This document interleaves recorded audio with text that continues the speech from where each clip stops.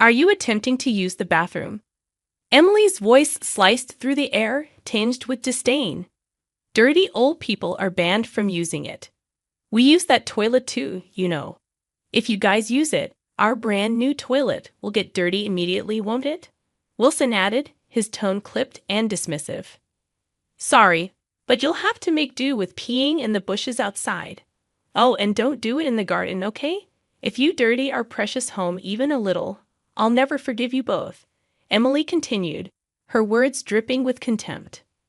We were taken aback by Emily and Wilson's words. A bathroom ban? That's just unthinkable. No matter how much they dislike us, such behavior is inexcusable. We have endured harsh words from our son and his wife before. As the kind of people who dislike fights, we've always quietly accepted their treatment. But now, we've reached our limit. We need to make it clear what happens when they make enemies of us. I started plotting a scenario for revenge. I'm sure this plan will work. My name is Sarah, a 62-year-old homemaker. I live with my husband, Johnson. I met Johnson, my husband, at the company where we used to work. After Johnson's persistent pursuit, we started dating and smoothly transitioned into marriage. I was blessed with a son with Johnson, a lively boy we named Wilson, and raised him with care. Wilson grew up healthily and eventually found a job. He married a woman named Emily and built a family. I remember feeling genuinely happy when he first introduced Emily to us. But that happiness didn't last long. Everything went all right when I realized why she had married him. After marriage, they lived with us. One day, Wilson and Johnson were out, and only Emily and I were at home. At first, we were chatting amicably in the living room. But then, Emily's mobile phone rang. It seemed she received a call. Sorry, Sarah, it looks like it's from a friend, she said as she excused herself and went back to her room. Left alone in the living room, I decided to clean the house to pass the time. As I was passing Emily's room, I inadvertently overheard her conversation. Her voice was so loud that I couldn't help but hear. Seriously, those old folks are living too long. If they suddenly died, we could get the inheritance. I married into the family for the president's fortune, but this is just hell, she said. Her words felt like a cold shower to me. Actually, Johnson's father was the president of a well-known top-tier company. However, the company was set to be inherited by his brother. Still, being part of the president's family, Johnson had some share of the wealth. It turned out Emily had married Wilson with that very intention in mind. They probably believed that once we passed away, the inheritance would become theirs. In fact, we had always treated Wilson and his wife with this in mind. Such behavior couldn't be tolerated. I shared this with Johnson that night. Initially, he was shocked, saying, "Really?" But he trusted my words. After discussing, we decided not to act immediately, but to observe if Emily would reveal her true intentions. Maybe in the meantime, she might change her attitude and start treating us like a real family. It was a decision made with faint hope. But things didn't go as expected. To test Wilson and his wife, we observed their behavior. We invited them out, asked for help with chores, and so on. Gradually, they seemed to find us a nuisance, and their attitude changed. "Wilson, you're free now, right?" "Sorry to ask, but could you lend me a hand with the laundry? My back's been acting up," I said one day, spotting Wilson relaxing in the living room. Although Emily had spoken earlier that day, Johnson suspected they might be in cahoots. Wondering if Wilson shared Emily's sentiment, I approached him to gauge his feelings. At my request, Wilson glanced up from his phone, sighed with annoyance, and retorted, "Can't you do that yourself, Mom? You're a mother, after all. Shouldn't you handle the household chores by yourself?" He then returned to his phone, clearly disinterested in helping. His demeanor seemed to imply, "I have no intention of being family with you." The thought sent a chill down my spine. Don't say that. Family should help each other when in trouble. You have your own family now, Wilson. You need to act responsibly. I trembled, fearing that even Wilson, whom we had raised with love, was betraying us. I desperately pleaded for his assistance, but Wilson remained unmoved, refusing to even look up from his phone or budge from the sofa.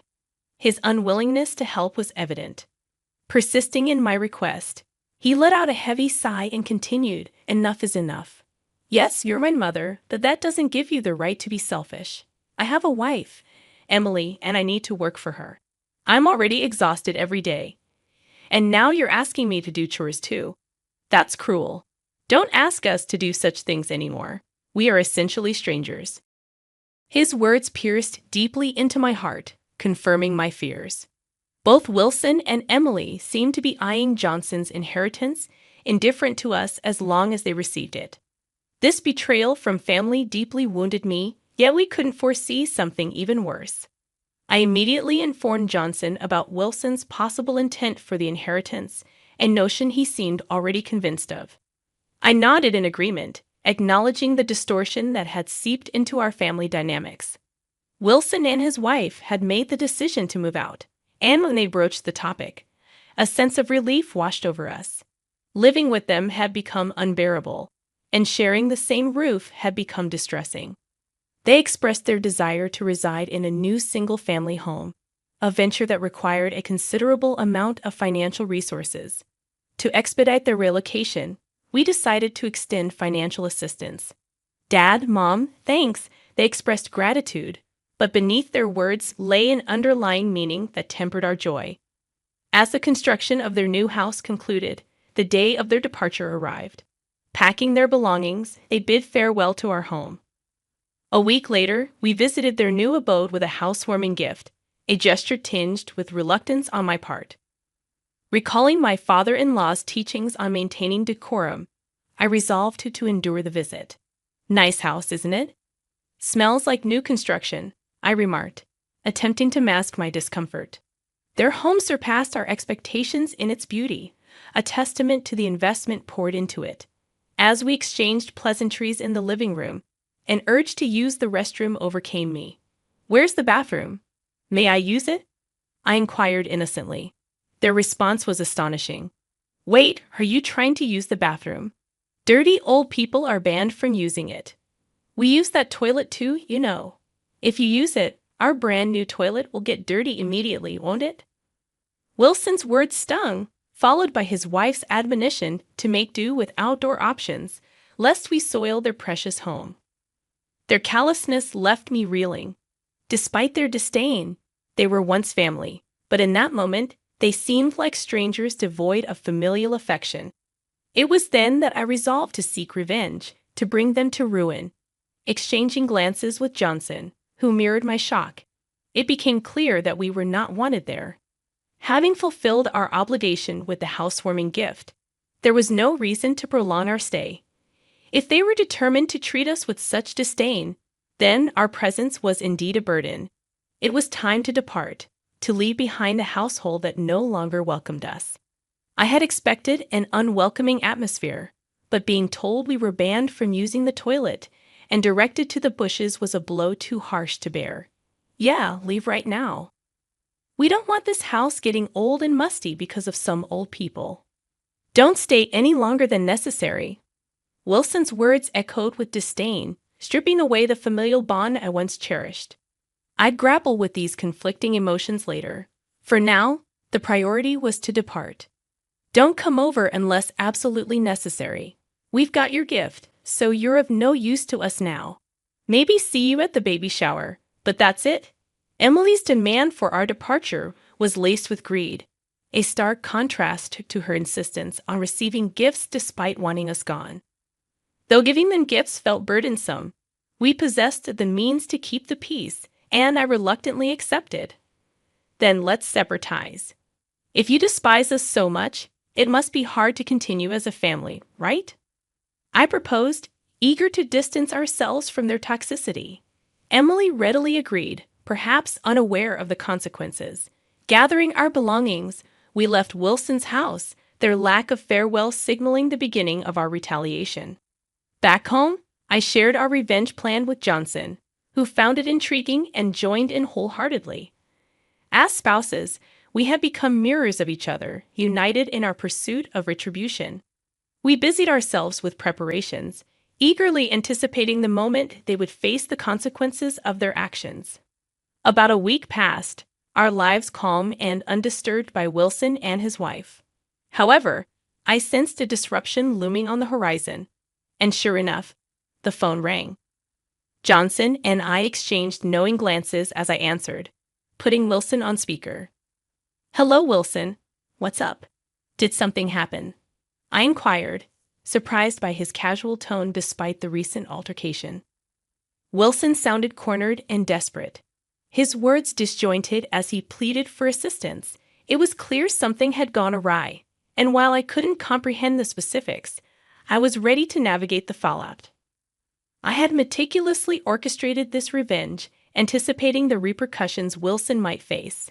When he accused us of wrongdoing, demanding an explanation, I was at a loss since I was unaware of the specifics of his accusations. Encouraging him to elucidate, Wilson began his story in an angry tone. The trouble started when he went to work after the incident.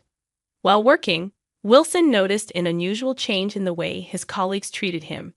Their looks were unusually cold. Unable to bear this perception, Wilson, who often concerned himself with others' opinions, left work early that day. Hoping it was just his imagination, he returned the next day, only to find the cold stares persisting. Confronting a colleague about it, all he received was a cryptic response. Ask yourself. His plight extended beyond his department. It seemed everyone in the company, from high-ranking superiors to colleagues in other departments, regarded him with disdain. Wilson felt as if every employee he encountered held him in contempt, despite his best efforts to understand the reason behind the cold treatment. Unable to pinpoint a reason for his mistreatment at work, with no job-related mistakes on his part, Wilson surmised that my husband, Johnson, a member of the company's founding family, and I must have been involved in some way. Accusing us, he lashed out, demanding that we take responsibility. Indeed, the frigid reception Wilson faced was not a figment of his imagination, but rather a calculated part of our scheme. We promptly informed my brother-in-law about Wilson and his wife's mistreatment, and being greatly valued by him. He was furious upon hearing the ordeal. Unfortunately, my brother-in-law, not one to keep secrets, inadvertently leaked our story to his secretary and other managerial staff. Soon enough, the entire company knew about Wilson's perceived misdeeds, and everyone began to scorn him. Faced with a hostile work environment, Wilson was unable to continue working, especially given his susceptibility to others' opinions. Although his employment was a result of nepotism, considering his lackluster academic history, he couldn't possibly manage a proper job search. While the company may have seemed like his only option, working there under current circumstances was proving impossible for him.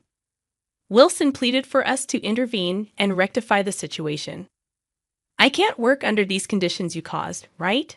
Then fix it." Wilson's voice boomed over the phone, demanding a resolution.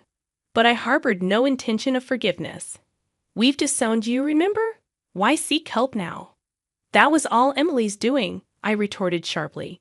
Despite once considering him and Dad as family, he had misconstrued the true meaning of familial bonds. Families are supposed to help each other, right? "So help me," Wilson pleaded. But his misunderstanding of family dynamics left the conversation futile. With finality, I ended the call and blocked his number, severing ties with our own son. Our revenge was far from over. The following day, Emily's voice echoed through my phone, urgently requesting entrance. "Sarah, please open the entrance.